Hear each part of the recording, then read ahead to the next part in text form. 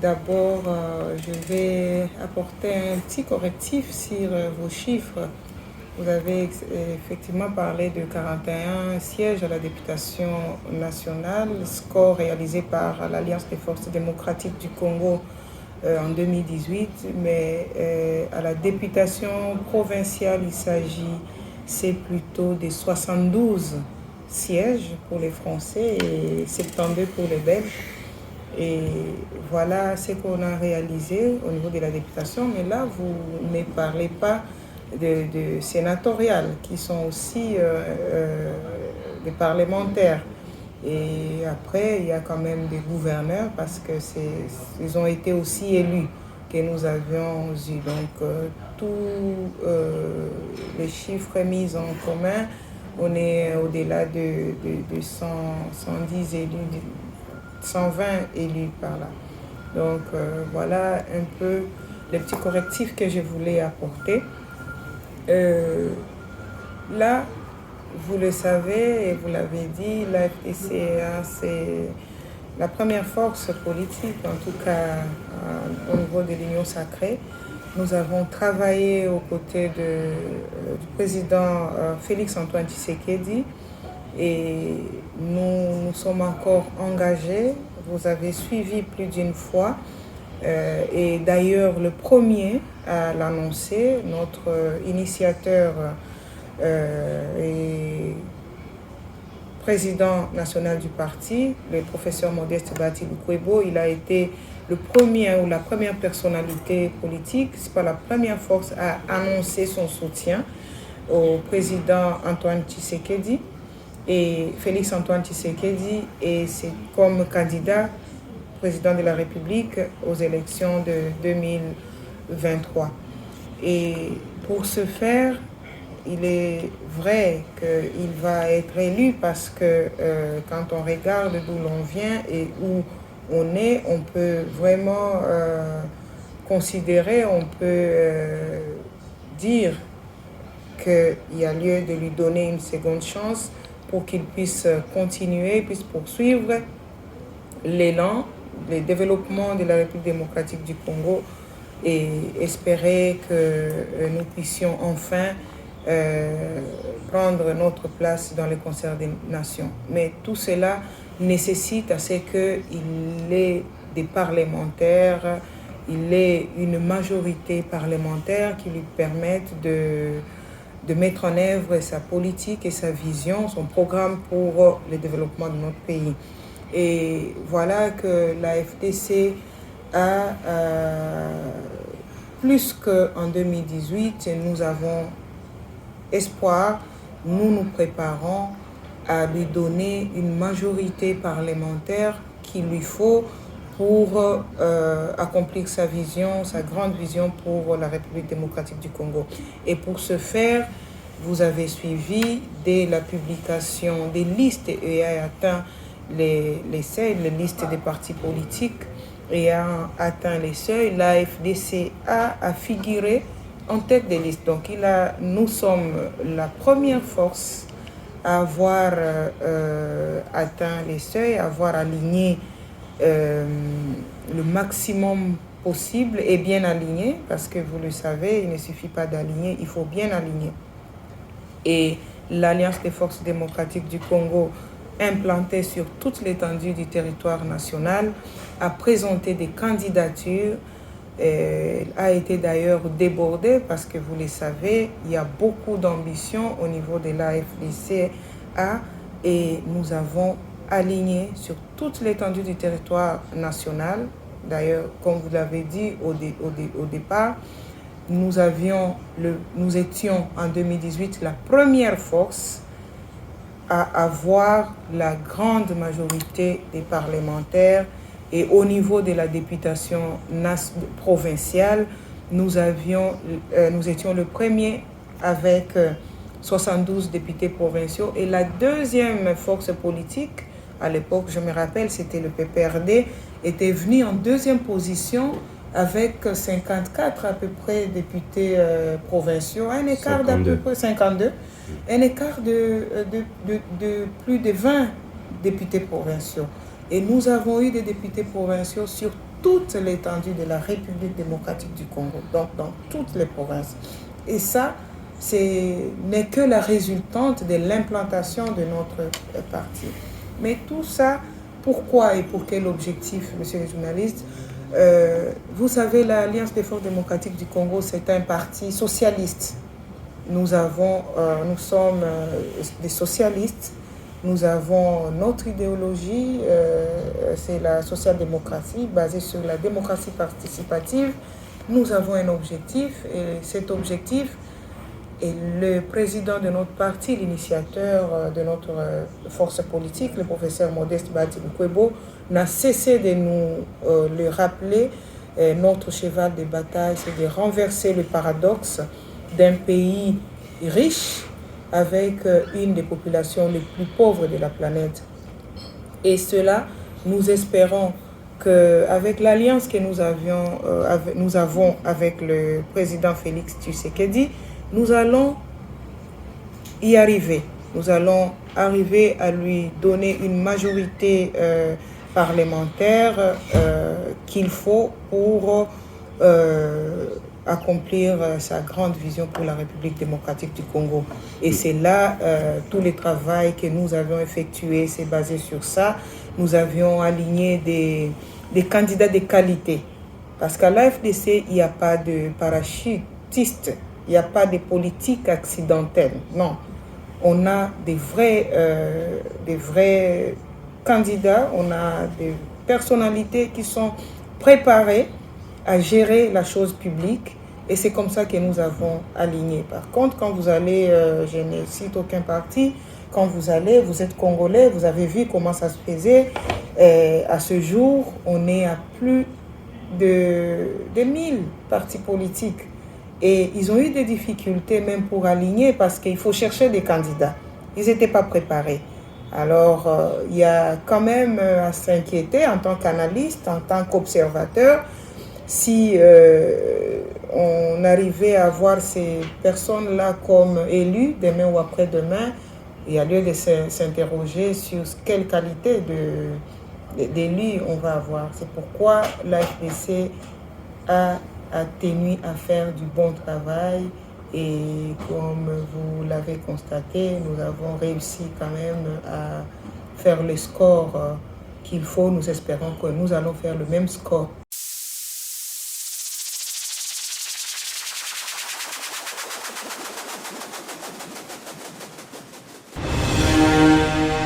Absolument. Je peux vous dire sincèrement que, comme on l'a dit, ou plus d'un pense que c'est juste un adage, c'est ranger du bon côté de l'histoire. Ce n'est pas qu'un adage, ce n'est pas qu'un slogan, non. Il faut se ranger du bon côté de l'histoire et nous pensons que nous sommes du bon côté de l'histoire. Il est vrai qu'il y a encore des défis.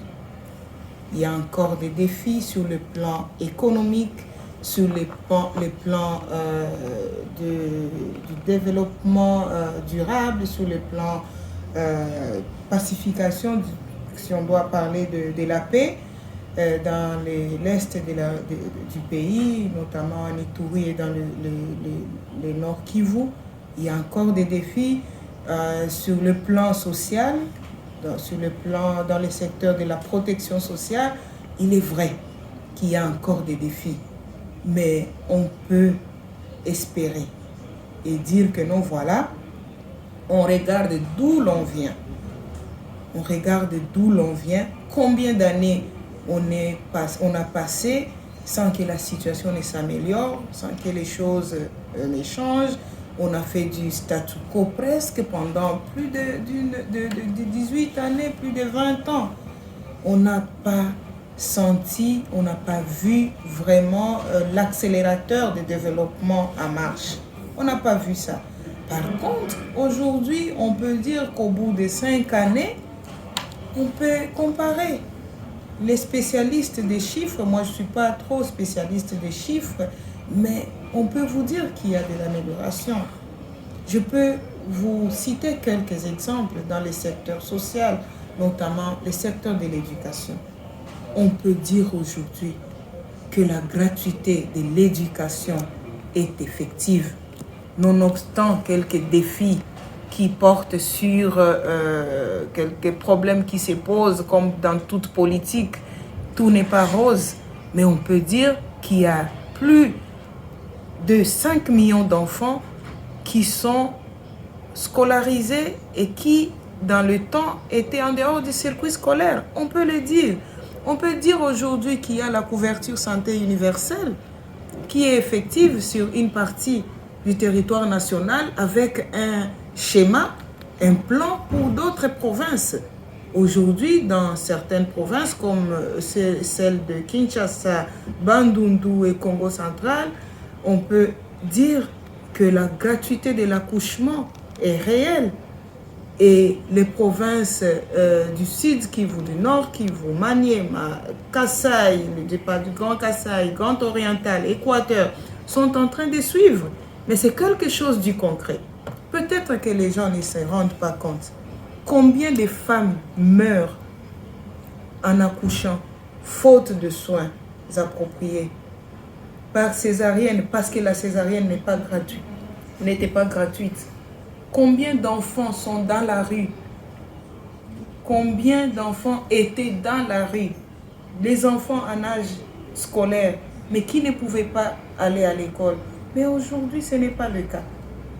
Ce n'est pas le cas. On peut dire qu'il y a eu des millions d'enfants qui ont intégré l'école à cause de la gratuité. Grâce à la gratuité mise en œuvre par le président Félix-Antoine Tshisekedi. Parce qu'avant cela, c'était annoncé.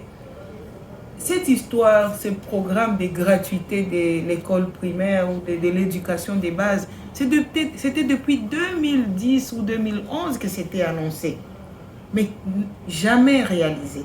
C'était depuis 2010 ou 2011. Les gens ne s'en rendent pas compte. Ne se rendent pas compte. La couverture santé universelle, c'était annoncé depuis avant 2015, je crois, si je ne m'abuse. C'était annoncé, mais jamais réalisé. Mais c'est avec le président Félix Tshisekedi que c'est en train de se réaliser, que l'on peut voir du concret.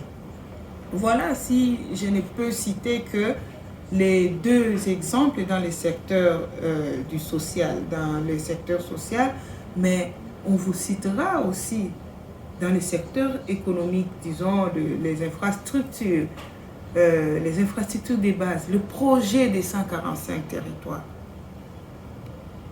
Il y a de l'amélioration de la situation, que ce soit sur le plan économique ou sur le plan social. Il y a de l'amélioration des conditions de vie des populations congolaises. J'ai dit, en répondant à votre question, qu'il y a encore beaucoup de défis. Parce que la République démocratique du Congo, avec les richesses qu'elle regorge, les vies des citoyens congolais ne peuvent pas ressembler à ce qu'elles vivent aujourd'hui. Mais on est face à une situation où hier, on était presque par terre ou nulle part, et aujourd'hui, on peut se situer quelque part et dire que non, voilà, avec une vision schématique du développement qu'incarne le président Félix Tshisekedi, on peut espérer quelque chose. Le reste, ça fait partie des défis. Les défis, par exemple, des collaborateurs, des défis. On parlait ici des parlementaires, on parlait des élections des députés nationaux et provinciaux. Il faut qu'il y ait des parlementaires de qualité. Parce que le Parlement, le rôle du Parlement est primordial et très important dans le développement économique d'un pays, dans l'action politique, dans toute action politique. Parce que c'est les parlementaires qui contrôlent, c'est les parlementaires qui évaluent. Et donc, si vous avez des parlementaires de qualité désirable, vous comprenez que même les politiques, même tout va connaître quand même des problèmes parce qu'il n'y a pas de contrôle de qualité, il n'y a pas d'évaluation de l'action politique, de l'action gouvernementale de qualité. Ça dépend de quand vous parlez. Vous savez, on est à la fin de la législature.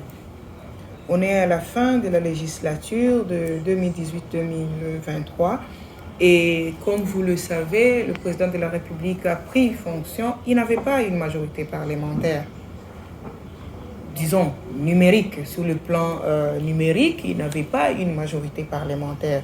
Mais les Congolais lui ont fait confiance. Il a fait la consultation nationale. Il a procédé aux consultations nationales. Il a vu tous les acteurs. Il a tendu la main à tous les acteurs, notamment les parlementaires. Et il a réussi à ce qu'une majorité puisse se ranger derrière lui. Mais cela n'était pas facile. C'est une majorité qu'il a constituée, qui a accepté de se ranger derrière lui pour espérer que effectivement il puisse contribuer d'une manière ou d'une autre à la construction d'un nouvel État, d'une nouvelle nation, un État de droit. Mais ça n'a pas été chose facile.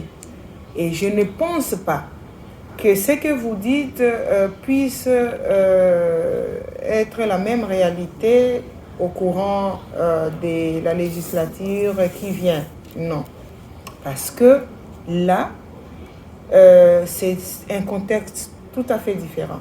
Donc, il y a des parlementaires qui se sont rangés, bien sûr, derrière lui, mais qui n'étaient pas avec lui au début, qui avaient tout, on peut supposer qu'ils avaient tout un autre plan ou un autre programme ou une autre idéologie.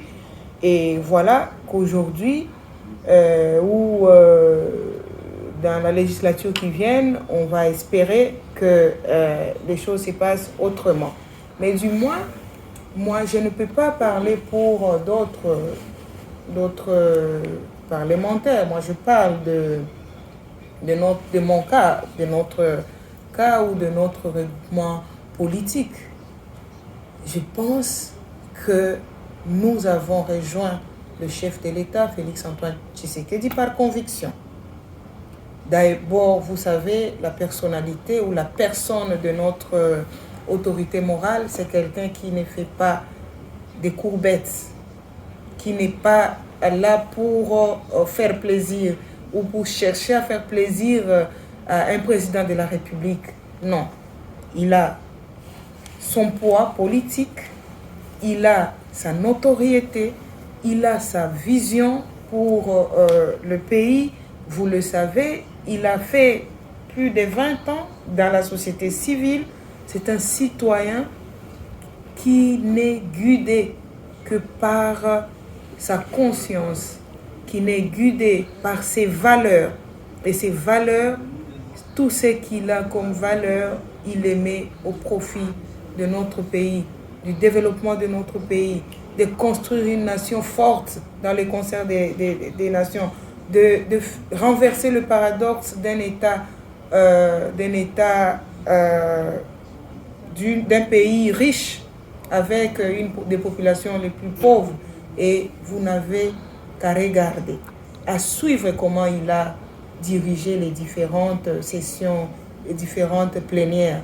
Non, ce n'est pas un parlementaire de complaisance. Il n'a jamais été complaisant, même dans la direction des plénières, même dans son rôle du président du Sénat. Il n'a jamais été complaisant quand il fallait contrôler, quand il fallait exercer le rôle de contrôle parlementaire ou d'évaluation de l'action gouvernementale. Il l'a fait. Il l'a fait et vous le savez, le Parlement, c'est 2 chambres. C'est 2 chambres, il n'est pas seul, il est avec son homologue de l'Assemblée nationale et tous ont fait ce qu'ils pouvaient, ils ont travaillé pour essayer de jouer leur rôle en tant que Parlement, celui de contrôle et d'évaluation de l'action parlementaire. C'est facile pour ceux qui sont de l'extérieur de pouvoir juger, de pouvoir condamner, mais je peux vous avouer qu'il n'y a pas eu de complaisance. Il faut plutôt comprendre que nous étions dans un contexte politique, ou nous sommes dans un contexte politique pas facile, très complexe. Beaucoup de réalités se sont imposées Et je pense que ce soit les parlements, que ce soit le président de la République, tous avons tiré des leçons de ces 5 années. Et pouvons dire que non, il y a lieu de donner, ou c'est tout à fait logique de donner la deuxième chance, une seconde chance au président de la République, Félix Antoine Tshisekedi, pour qu'il puisse poursuivre sa vision, son œuvre pour le développement de la République démocratique du Congo.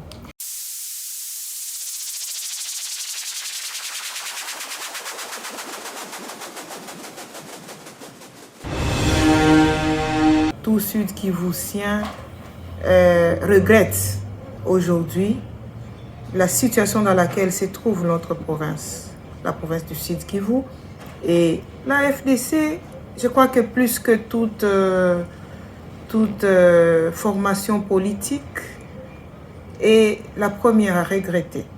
À regretter parce que, comme vous le savez, le gouverneur actuel est issu de notre formation politique, de la FDC, mais très rapidement, la veille même de son élection, il a pris son indépendance et il n'a plus jamais répondu de la FDC.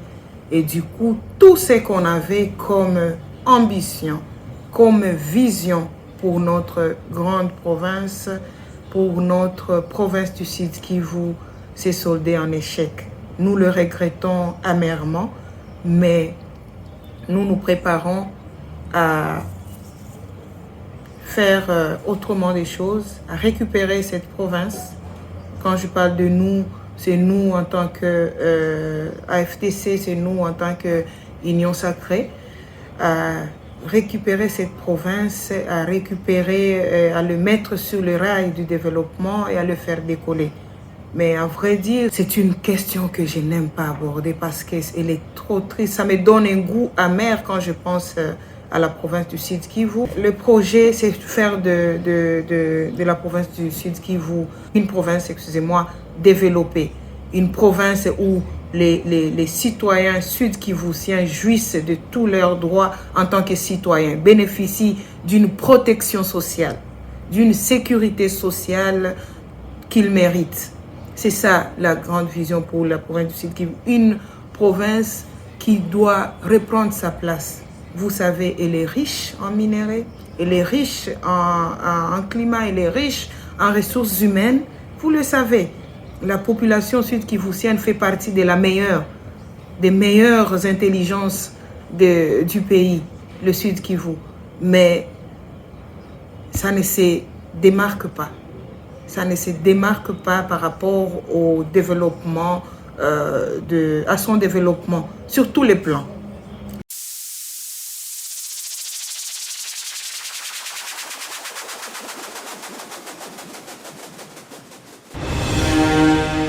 Ça me fait rire, je ne sais pas d'où je pouvais subir une pression. Vous savez, l'AFDC, c'est un parti bien organisé, bien structuré.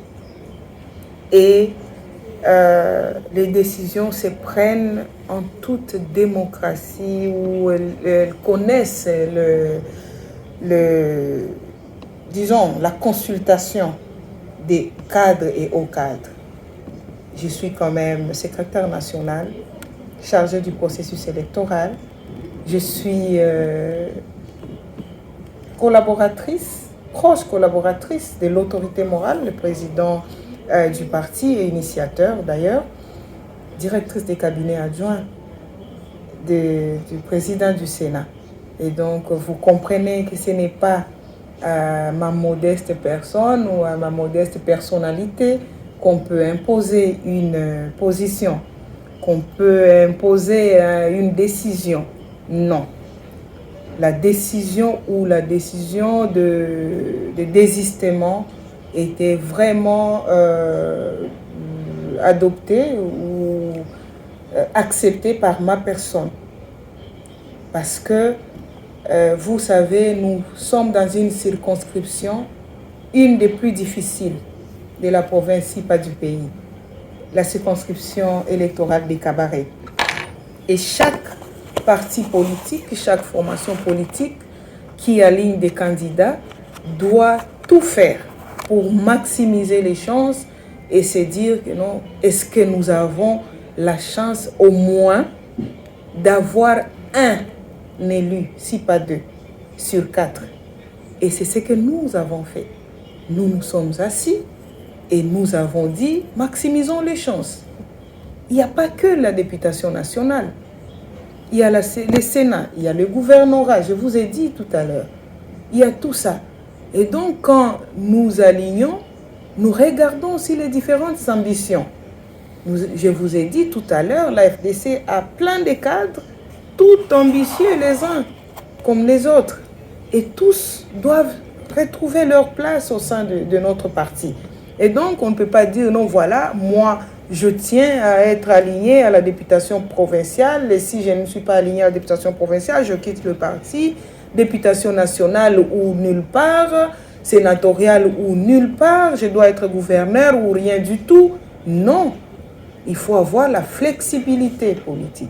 D'ailleurs, je suis à une grande école de la politique et je n'ai cessé de le dire, mon école c'est Modeste Bahati Lukwebo.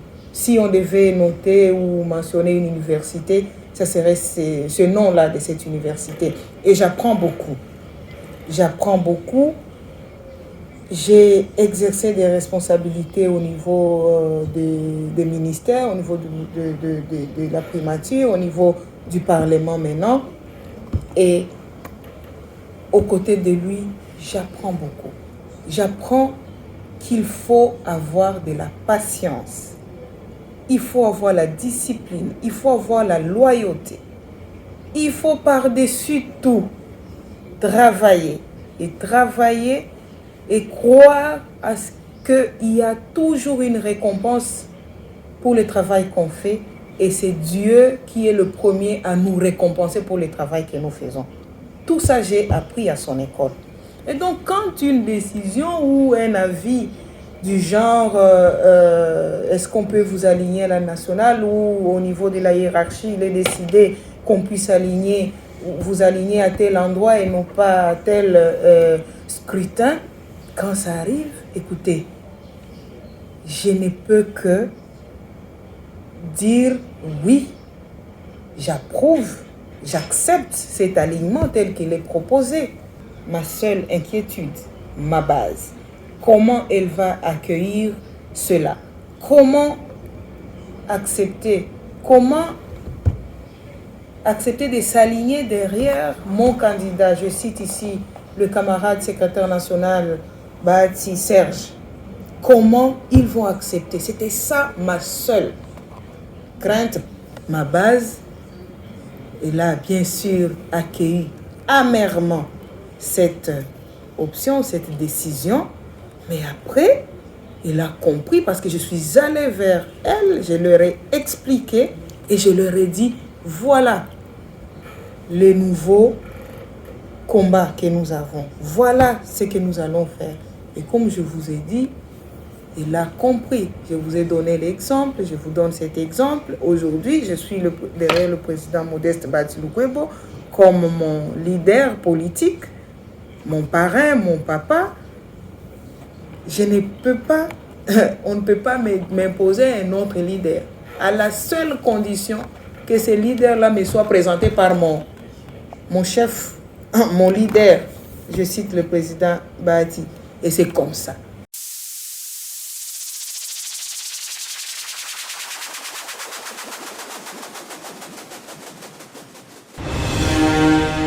Je vais citer les projets sur lesquels je suis et où je travaille et comment je vais implémenter dans d'autres groupements. Vous l'avez dit, le groupement de Luhihi, c'est mon Jérusalem et c'est là où j'ai commencé depuis plusieurs années. En tout cas, depuis 2008, si je peux dire, je peux bien me rappeler. Et j'ai commencé où je suis dans le secteur social. L'éducation, la santé et puis la sécurité des revenus pour les personnes vulnérables. Et dans le secteur de l'éducation, j'ai fait un schéma. Parce que je ne le fais pas parce qu'il y a élection, parce que je suis politique. Non, je le fais comme actrice du développement. J'ai commencé par la prise en charge des enfants vulnérables. À l'époque, je me rappelle, c'était avant la mise en œuvre de la gratuité. J'avais commencé à l'école primaire et secondaire, mais depuis que la gratuité est en œuvre, je suis plus au niveau de l'école secondaire où dans mon groupement, je prends en charge tous les enfants orphelins. À l'école secondaire, ils ne payent pas. Vous êtes journaliste, vous pouvez aller sur place et vous renseigner. Aucun enfant orphelin ne paye les frais de scolarité à l'école secondaire dans les 15 écoles secondaires du groupement de Luhihi. Il y a les ordinateurs, parce que j'ai dit qu'il fallait informatiser quand même les écoles. Les enfants étudiaient sans jamais vu l'ordinateur, ils étudiaient les cours d'informatique. J'ai accordé des ordinateurs à toutes les écoles secondaires du groupement de Luhihi. Mais tous ces projets que je cite, les groupements voisins en ont bénéficié, mais pas en totalité, donc pas dans tous les groupements. Vous verrez dans le groupement de Bushumba, par exemple, à Mouchouéchoué, groupement d'Irambi, quelques écoles, Bougoré, quelques écoles, Ishungu. Ishungu, c'est toutes les écoles qui ont bénéficié des ordinateurs. Et Lugendo, pas encore. Et donc, je vais parler de Kabare Nord plus. Et là, j'ai quelques projets de renforcement des revenus pour les vulnérables dans le groupement de Momosho, par exemple, avec la Maison de la Femme. On est en train d'implémenter un projet d'encadrement des femmes qui a démarré déjà. Et dans d'autres groupements, c'est vraiment au début. Mais pour ce qui concerne mon combat, c'est dans le secteur social. Je cite l'éducation, la santé et puis la sécurité des revenus pour les personnes vulnérables, les personnes de troisième âge, les orphelins, les enfants abandonnés ou non accompagnés. Et c'est là que je me bats le plus. À ce jour, en termes de chiffres, si vous le voulez bien, au cours de l'année 2022-2023, on était à 395 enfants dans le seul groupement de Luhihi, prise en charge totalement en termes de frais scolaires. Et puis, on donne quand même un accompagnement pour les enfants orphelins ou vulnérables qui sont dans les écoles primaires parce que, vous devez le savoir, la gratuité ne prend en charge que les frais de scolarité. La gratuité ne prend pas en charge les fournitures scolaires, les uniformes et autres. Et c'est une faiblesse que l'État doit corriger. Il n'est pas possible de concevoir des politiques en mettant de côté la majorité ou une partie des populations, en discriminant. Je peux dire que c'est une politique discriminatoire parce qu'aujourd'hui, ne peuvent bénéficier de la gratuité que les enfants qui sont dans de bonnes conditions, qui ont des parents, qui ont des accompagnateurs. Mais les enfants qui sont dans la rue, non. C'est comme ça d'ailleurs que vous voyez qu'il y a encore quelques enfants qui sont dans la rue parce que ce sont des enfants non accompagnés, orphelins. Ils n'ont personne pour les envoyer à l'école. Et là, l'État devait jouer son rôle en concevant des politiques publiques, la politique de la gratuité qui prennent en compte ces aspects-là, des enfants orphelins, des enfants abandonnés, des enfants non accompagnés, des enfants vulnérables, des enfants vivant avec handicap et tout. Donc, voilà un peu, en gros, pour ce qui concerne le secteur social, mon engagement. Et je crois qu'au-delà de ce que je fais, parce que c'est minime, vous comprenez que c'est dans le groupement de Luhihi et quelques groupements du territoire des Kabaré, nous devons lutter en tant qu'acteurs politiques, en tant que parlementaires, en tant que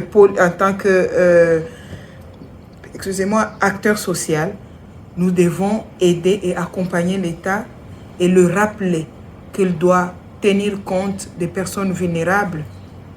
Il doit intégrer l'approche basée sur les droits humains dans l'exécution ou dans la conception des politiques publiques. C'est ça les droits humains. Les droits économiques, sociaux et culturels font partie aussi des droits humains. Et on ne peut pas parler de l'état de droit, on ne peut pas parler des droits de l'homme sans tenir compte des personnes qui sont exclues du système du fait de leur vulnérabilité, du fait de leurs conditions de vie.